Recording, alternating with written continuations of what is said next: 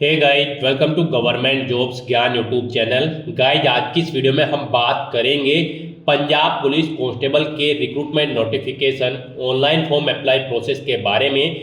जी हाँ दोस्तों, पंजाब पुलिस ने कांस्टेबल के 1746 खाली पदों को भरने के लिए नोटिफिकेशन रिलीज किया हुआ है। कैसे आप इस भर्ती में पार्टिसिपेट करने के लिए अपने फॉर्म अप्लाई कर सकते हो बिना कोई मिस्टेक किए हुए, इसकी पूरी जानकारी हम आपको स्टेप बाय स्टेप रजिस्ट्रेशन से लेकर प्रिंट तक इस वीडियो में देंगे। बस आपको इस वीडियो को स्किप के बिना शुरू से लेकर एंड तक देखना है। उसके बाद वीडियो पसंद आए तो इसे लाइक और शेयर कर दें। चैनल पर नए हो तो इसे सब्सक्राइब कर लें। यहाँ पर आपके पास अंतिम मौका है, केवल 3 दिन शेष रह गए हैं। आप जल्द से जल्द अपना फॉर्म अप्लाई कर लें। यहाँ पर इस वीडियो में हम आपको बताएंगे कि कैसे आप अपना डिस्ट्रिक्ट प्रेफरेंस दें, जिससे कि आपका सिलेक्शन यहाँ पर 100% हो जाए। और अगर आपके पास पंजाबी लैंग्वेज नहीं है तो फिर कैसे आपको अपना फॉर्म भरना है, पूरी जानकारी यहाँ पर आपको इस वीडियो में दी जाएगी। साथ ही साथ आपको फॉर्म अप्लाई करते हुए जो जो भी प्रॉब्लम आ रही है, इनके अलावा भी उन सभी का हल भी आपको इस वीडियो में मिल जाएगा। और हम आपको ये भी बताएंगे कि कौन सी वो कॉमन मिस्टेक है जिससे आपका एप्लीकेशन फॉर्म रिजेक्ट हो सकता है। तो आपको उस मिस्टेक को अवॉइड करते हुए अपना फॉर्म अप्लाई करना है।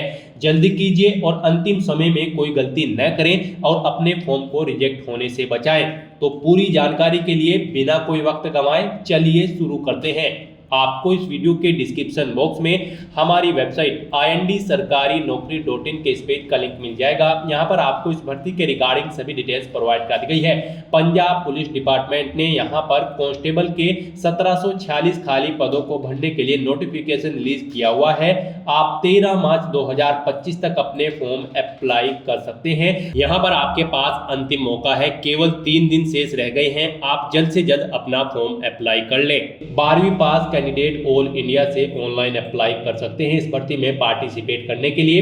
उसके लिए आपको इस पेज को नीचे स्क्रॉल डाउन करना है, इंपोर्टेंट लिंक सेक्शन में आना है, ऑफिशियल नोटिफिकेशन PDF लिंक पर क्लिक करके इस भर्ती के नोटिफिकेशन को ओपन कर लेना है और इसमें से आपको पूरी डिटेल रीड कर लेनी है।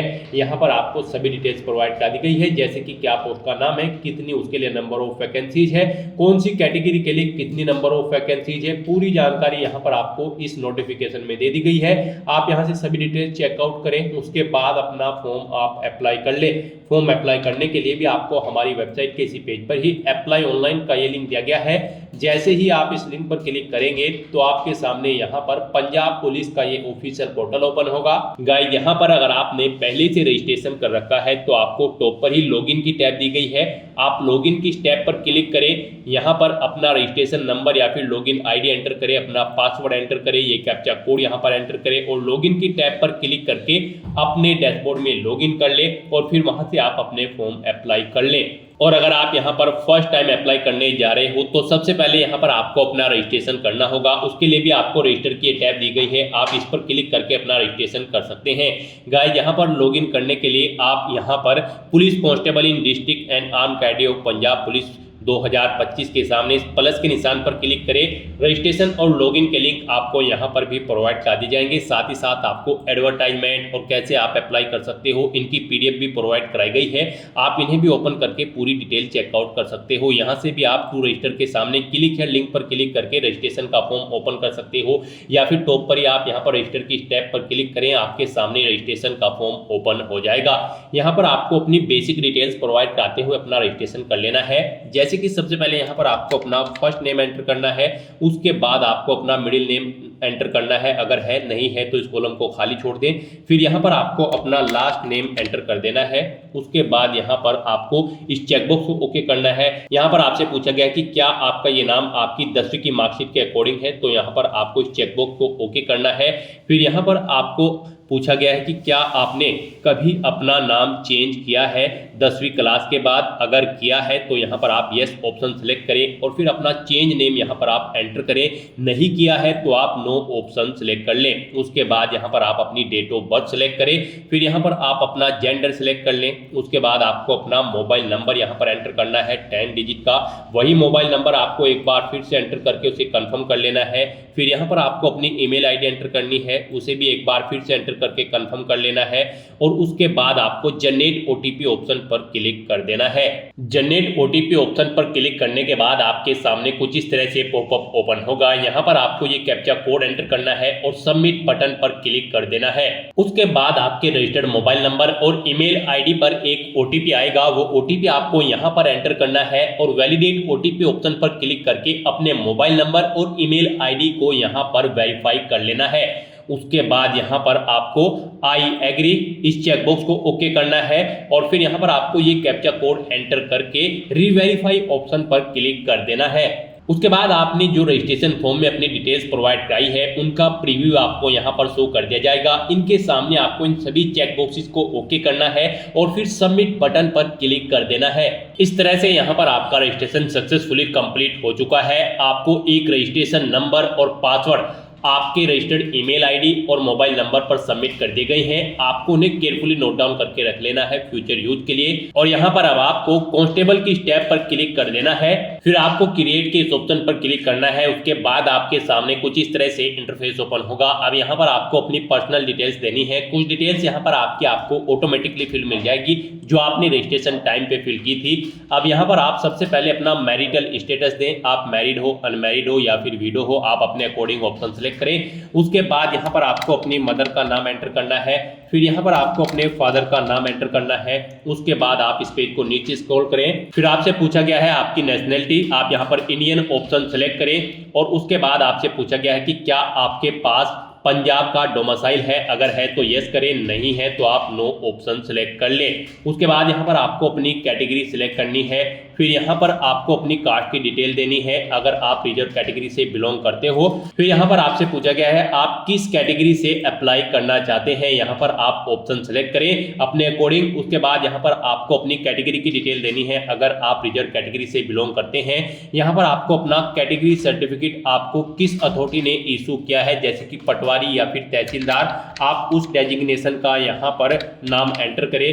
फिर यहाँ पर आपको वो इशू कब हुआ है, आपका कैटेगरी सर्टिफिकेट वो डेट आप सिलेक्ट कर ले। उसका सीरियल नंबर आप यहाँ पर एंटर कर दें। फिर यहाँ पर आपसे पूछा गया है कि क्या आपकी बॉडी पर कहीं कोई कट या तिल का निशान है। अगर है तो उस पहले इसका नाम एंटर करें, नहीं है तो यहाँ पर आप नो मार्क एंटर कर दें। उसके बाद यहाँ पर आपसे पूछा गया है कि क्या आप पैन कार्ड आपकी आइडेंटिटी प्रूफ के तौर पर यहाँ पर शो करना चाहते हैं। अगर चाहते हैं तो यस ऑप्शन सेलेक्ट करें और फिर आप अपना पैन कार्ड नंबर एंटर करें। आपके पैन कार्ड पर आपका जो नाम है वो यहाँ पर आप एंटर करें। नहीं करना चाहते हैं तो आप यहाँ पर आप नो ऑप्शन सेलेक्ट कर लें। उसके बाद यहाँ पर आपके सामने दूसरा ऑप्शन है, आप ड्राइविंग लाइसेंस आईडी प्रूफ के तौर पर यहाँ पर शो करना चाहते हैं। अगर चाहते हैं तो यस करें और फिर ऐसे ही आप अपना ड्राइविंग लाइसेंस नंबर दें। ड्राइविंग लाइसेंस पर आपका जो नाम अंकित है वो यहाँ पर आप एंटर करें।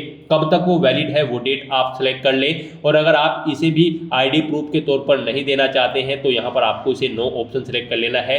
इस तरह से यहाँ पर आपको मल्टीपल ऑप्शन दिए गए हैं, जैसे कि वोटर आईडी या फिर पासपोर्ट या फिर आधार कार्ड। आप जिस ऑप्शन के थ्रू यहाँ पर अपनी आइडेंटिटी प्रूव करना चाहते हैं उनमें से कोई एक ऑप्शन के सामने यस ऑप्शन सेलेक्ट करें और फिर उसकी डिटेल प्रोवाइड कराते हुए यहाँ पर आप आगे का प्रोसेस कंप्लीट करें। यहाँ पर आपको फिर इस चेकबॉक्स को ओके करना है और सेव एंड नेक्स्ट ऑप्शन पर क्लिक कर देना है। नेक्स्ट यहाँ पर आपको अपनी कुछ एडिशनल डिटेल्स देनी है। यहाँ पर आपसे पूछा गया कि क्या आप ई-एक्स सर्विसमैन हैं। अगर है तो यस करें। फिर यहाँ पर आपने पीछे जो डिटेल प्रोवाइड कराई है वहाँ पर भी आपको ई-एक्स सर्विसमैन कैटेगरी में सिलेक्ट करना होगा। और अगर आप ई-एक्स सर्विसमैन नहीं है तो यहाँ पर आप नो ऑप्शन सेलेक्ट कर लें। उसके बाद आपसे पूछा गया है कि क्या आप यहाँ पर पंजाब गवर्नमेंट या फिर सेंट्रल गवर्नमेंट या फिर किसी अदर स्टेट गवर्नमेंट में कार्यरत हैं, एम्प्लॉई हैं। अगर है तो यस ऑप्शन सेलेक्ट करें। उसकी डिटेल दें, जैसे कि कब आपने सर्विस ज्वाइन की है। और फिर यहाँ पर आपके पास एनओसी नो ऑब्जेक्शन सर्टिफिकेट भी है उस डिपार्टमेंट का। इस भर्ती में अगर आप रिक्रूट हो जाते हो तो यहाँ पर रिक्रूटमेंट करने के लिए, अपनी जॉब करने के लिए, नहीं है तो आप नो ऑप्शन सेलेक्ट करें। अगर है एनओसी सर्टिफिकेट तो आप यस ऑप्शन सेलेक्ट कर लें। उसके बाद यहाँ पर आपको अपना एम्प्लॉयमेंट टाइप बताना है। आप परमानेंट है या फिर कॉन्ट्रेक्चुअल उस ऑर्गेनाइजेशन में जिसमें आप कार्यरत हैं, और अगर आप यहाँ पर एम्प्लॉय नहीं हैं तो यहाँ पर आपको नो ऑप्शन सेलेक्ट कर लेना है।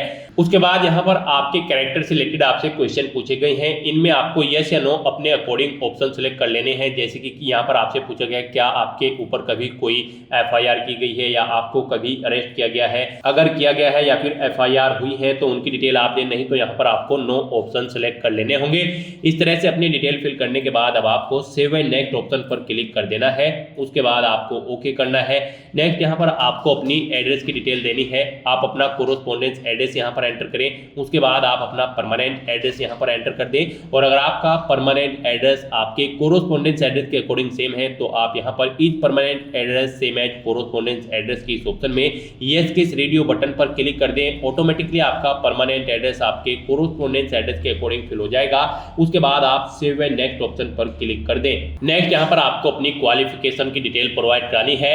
गाइस यहाँ पर इस भर्ती में पार्टिसिपेट करने के लिए आपका 12वीं क्लास पास आउट होना जरूरी है किसी वेल रिकॉग्नाइज्ड बोर्ड या फिर यूनिवर्सिटी से, प्लस यहाँ पर आपके पास 10वीं क्लास में पंजाबी लैंग्वेज एक सब्जेक्ट के तौर पर होनी चाहिए, या फिर इसके इक्विवेलेंट कोई एग्जामिनेशन आपने पंजाबी लैंग्वेज में पास किया होना जरूरी है इस भर्ती में पार्टिसिपेट करने के लिए। तो यहाँ पर अब आपको अपनी एजुकेशनल क्वालिफिकेशन की डिटेल देनी है। यहाँ पर आपसे पूछा गया है कि क्या आपके पास 10वीं में पंजाबी लैंग्वेज एक सब्जेक्ट के तौर पे थी, अगर है यहाँ पर आपको यस ऑप्शन सेलेक्ट करना है, अदरवाइज यहाँ पर आप इस भर्ती में पार्टिसिपेट करने के लिए एलिजिबल नहीं होंगे।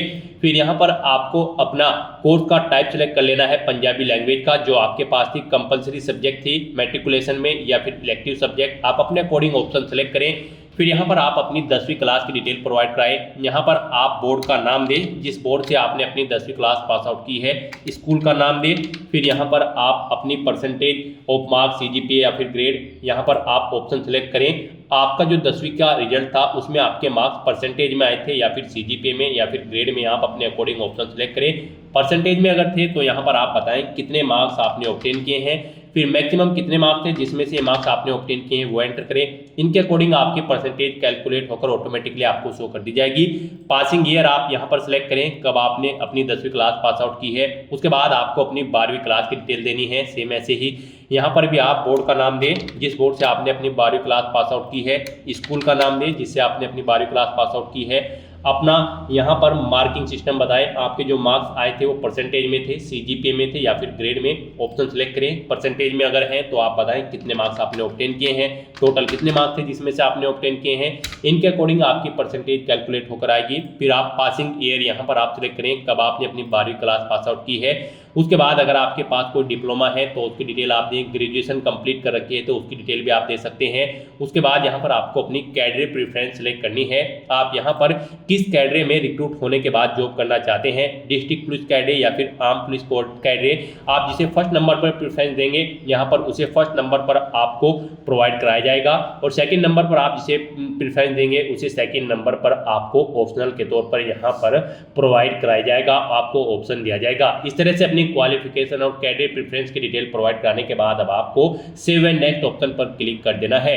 नेक्स्ट यहाँ पर आपको अपनी डिस्ट्रिक्ट कैडरे प्रेफरेंस सेलेक्ट करनी है। गाइस यहाँ पर आप अगर सक्सेसफुली रिक्रूट हो जाते हैं तो यहाँ पर आप फर्स्ट नंबर पर किस डिस्ट्रिक्ट में जॉब करना चाहते हैं अपने अकॉर्डिंग आप ऑप्शन सेलेक्ट करें। आपको यहाँ पर 15 चॉइसेस प्रोवाइड कराई गई हैं, 15 डिस्ट्रिक्ट प्रोवाइड कराए गए हैं। अपनी चॉइस के अकॉर्डिंग आप 15 के 15 डिस्ट्रिक्ट यहाँ पर सेलेक्ट कर लें। जिसे आप फर्स्ट नंबर पर प्रेफरेंस देना चाहते हैं उसे फर्स्ट नंबर पर सिलेक्ट करें, जिसे सेकंड पर देना चाहते हैं प्रेफरेंस तो उसे सेकंड पर। इस तरह से आपको अपनी प्रेफरेंस यहाँ पर सेट कर देनी है और फिर आपको सेव एंड नेक्स्ट ऑप्शन पर क्लिक कर देना है। नेक्स्ट यहाँ पर आपको अपने डॉक्यूमेंट अपलोड करने हैं। गाइस यहाँ पर आपको सबसे पहले अपना पासपोर्ट साइज फोटो अपलोड करना है। यहाँ पर आपको क्लिक है टू अपलोड इस ऑप्शन पर क्लिक करना है। उसके बाद आपके सामने कुछ इस तरह से पॉपअप ओपन होगा।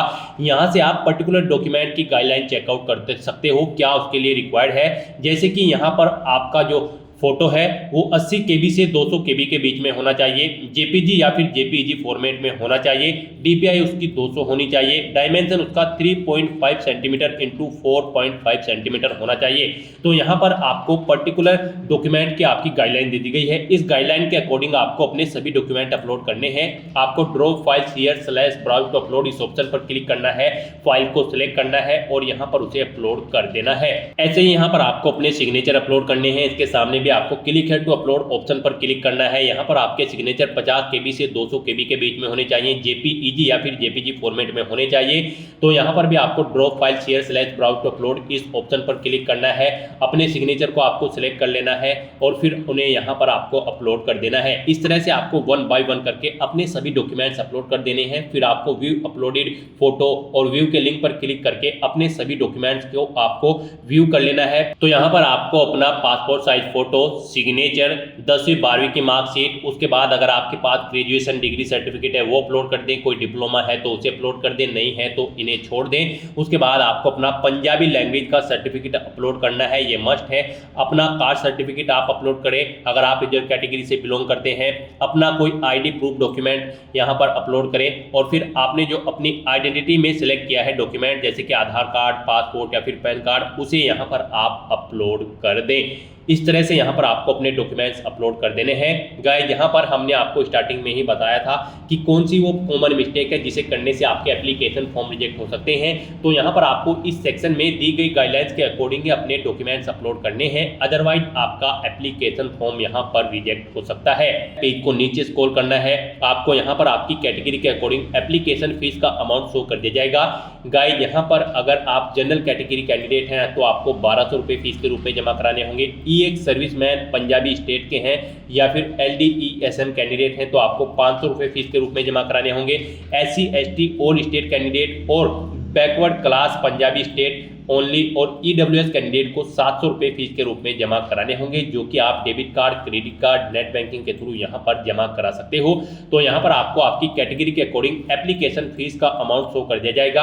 अब आपको यहाँ पर पेमेंट मोड ऑप्शन सेलेक्ट करना है। आप PayU या फिर CC एवेन्यू किस मोड के थ्रू पेमेंट करना चाहते हैं, मोड सेलेक्ट करें। उसके बाद यहाँ पर आपको डिक्लेरेशन सेक्शन में आकर इन सभी चेक बॉक्सेस को आपको 1 बाय 1 करके ओके कर देना है। फिर यहाँ पर आपको पेज को और नीचे स्क्रॉल करना है, आई एग्री चेक बॉक्स को भी ओके करना है। प्रीव्यू बटन पर क्लिक करके अपने एप्लीकेशन फॉर्म का प्रीव्यू चेकआउट कर लेना है। कहीं पर कोई मिस्टेक है तो आप बैक बटन पर क्लिक करके एडिट कर सकते हैं, नहीं तो यहाँ पर अब आपको सबमिट बटन पर क्लिक कर देना है।